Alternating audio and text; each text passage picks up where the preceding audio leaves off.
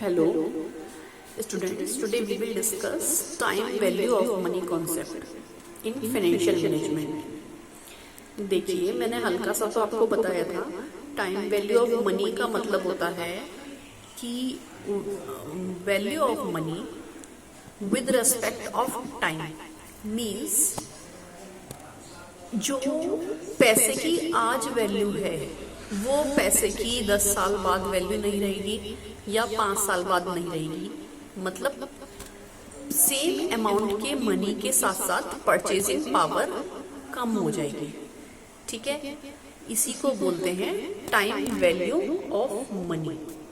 या फिर पहले 20 साल पहले हम 10,000 में जितनी चीजें खरीद सकते थे वो उतनी चीजें अब हम उससे नहीं खरीद सकते, क्योंकि अब उसका अमाउंट तो सेम है लेकिन उससे हमारी परचेजिंग पावर डिफरेंट है, क्योंकि महंगाई की वजह से उस मनी की वैल्यू में डिफरेंस आ जाता है, जिसको बोलते हैं हम टाइम वैल्यू ऑफ मनी।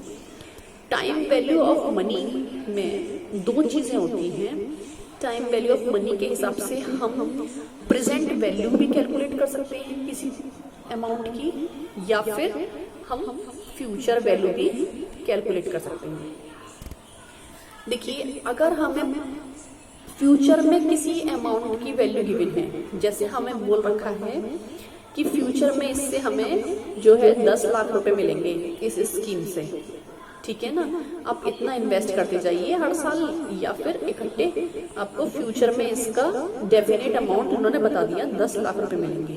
ठीक है, यहाँ पे उन्होंने फ्यूचर का पैसा बताया है, तो अभी हमें ये निकालना पड़ेगा कि वो वाली जो 10 लाख रुपए हैं वो आज की डेट के 10 लाख, मतलब आज की डेट के कितने अमाउंट के बराबर हो रहे हैं। हम जो इन्वेस्ट कर रहे हैं कहीं उस अमाउंट से ज्यादा तो नहीं कर रहे। ठीक है, तो यहाँ पर टाइम वैल्यू ऑफ मनी का यूज होता है।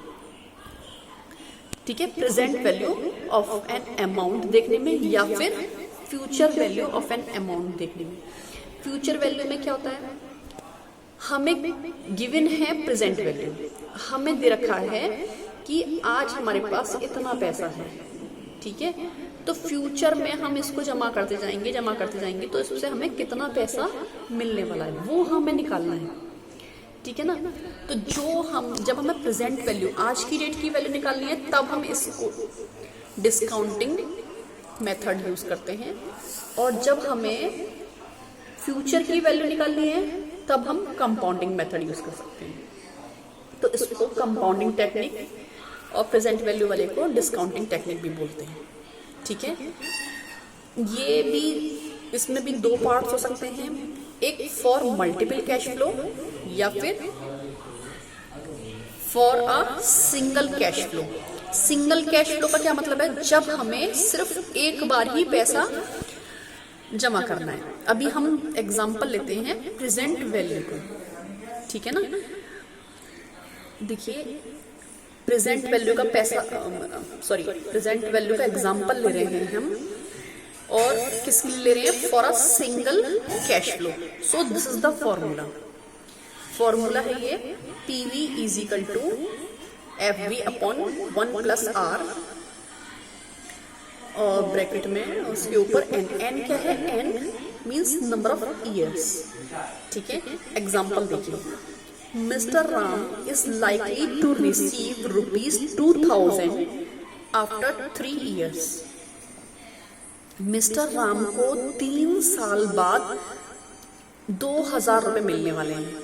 ठीक है, अब इन्होंने क्या बता दिया, डेफिनेट टाइम बाद इन्होंने जो डेफिनेट अमाउंट मिलने वाला है फ्यूचर में वो बता दिया। What is its value as on that date, मतलब उस डेट पर इसकी वैल्यू क्या होगी। ठीक है, if time value of money is likely to be changed at the rate of 10%, उन्होंने बोला कि अगर टाइम वैल्यू ऑफ मनी जो है 10% के हिसाब से चेंज हो रहा है तो उस टाइम उसकी वैल्यू क्या होगी ऑन दैट डेट। 3 साल बाद का आपको डेफिनेट अमाउंट बताया उन्होंने, लेकिन क्या बताना है आपको कि आज की डेट में इसकी वैल्यू क्या होगी। अब हमें एफ वी मालूम है, ठीक है, आर क्या है, ये रेट है ना, ये 10% है हमारा, और जो एन है हमारा नंबर ऑफ ईयर्स है, नंबर ऑफ ईयर्स हमारा एन है, एन हमारा जब नंबर ऑफ ईयर्स है तो ये नंबर ऑफ ईयर्स हमारे 3 हैं और आर हमारा 10% है। इस बात को ध्यान रखिएगा, सिंपल 10 नहीं है, this is 10%, means 10 divide by 100। Future value हमारी 2000 है, ठीक है। अब सब कुछ हम फॉर्मूले में पुट कर देंगे।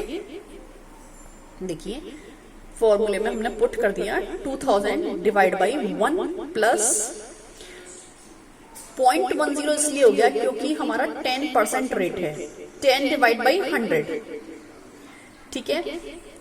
अब ब्रैकेट में बंद कर दीजिए 1 प्लस 0.10 को, ब्रैकेट के ऊपर 3 ईयर्स, नंबर ऑफ ईयर्स जो थे वो 3 थे, ठीक है। तो 1 में 0.10 को जोड़ लीजिए तो क्या हो जाएगा 1.1, ठीक है। इसको 3 टाइम्स मल्टीप्लाई करिए, 3 से मल्टीप्लाई मत करिएगा, 3 टाइम्स मल्टीप्लाई करिएगा, मतलब कैसे 1.1 मल्टीप्लाई बाई 1.1 मल्टीप्लाई बाई 1.1। देखिए यहाँ पे क्या होगा 1.1 मल्टीप्लाई बाई क्यूब रूट समझ लीजिए ना, पता तो होगा आपको लेकिन मैं फिर भी बता रही हूँ। क्यूब रूट 3 टाइम्स 1.1 3 टाइम्स हो गया यहाँ पे, क्यूब रूट हमारा हो गया यहाँ पे, ये 2000 के डिवाइड में है। इसके बाद हमारा आ गया 2000 डिवाइड बाई 1.331, ठीक है। क्या आ गया हमारा 2000 डिवाइड बाई 1.331, तो ये क्यूब रूट है, ये 2000 डिवाइड बाई 1.1 इंटू 1.1 इंटू 1.1, ठीक है, इजिकल टू हो गया 1.1 को 3 टाइम्स डिवाइड कर वो मल्टीप्लाई कर लीजिए तो उसका क्यूब रूट हो गया 1.331, ठीक है ना। उसको 2000 से डिवाइड कर दीजिए तो ये हो जाएगा हमारा 1502, ठीक है। सिंगल कैश फ्लो का समझ में आ गया।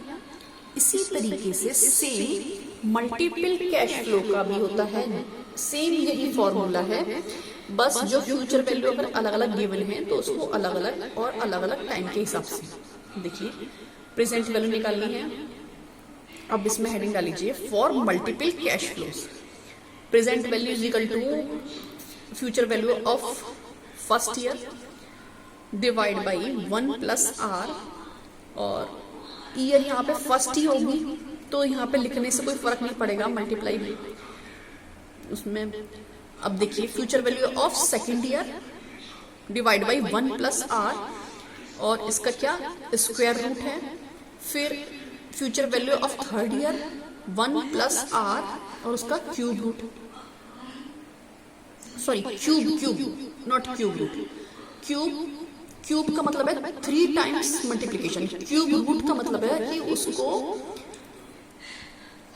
उसका रूट करना। तो जहां भी मैंने क्यूब रूट बोला हो वहां वो क्यूब है, वो यहाँ पर हमें उसका क्या करना है 3 टाइम्स मल्टीप्लीकेशन करना है, ठीक है। तो ये जितने भी ईयर्स हैं उसी के हिसाब से ये बढ़ते जाएंगे। अगर यहाँ पे 4 होगा तो वो 4 टाइम्स मल्टीप्लाई होगा, 5 है तो सेम अमाउंट का 5 टाइम्स मल्टीप्लाई होगा, ठीक है। अब इसको सिंपली ऐड कर लेंगे, जैसे यहाँ पे हमारा आया था 1502, ऐसे जो भी निकलेगा उसको सिंपली बाद में ऐड कर लेंगे। तो मल्टीपल कैश फ्लो में कोई फॉर्मूला चेंज नहीं है, कुछ भी नहीं है, बस जो है ईयर वाइज उसको हम लेते जाते हैं, ठीक है। Present value of an amount की टाइम वैल्यू हमारी समझ में आ गई। फ्यूचर वैल्यू मैं नेक्स्ट वीडियो में अपलोड करूंगी। चलिए ठीक, थैंक यू।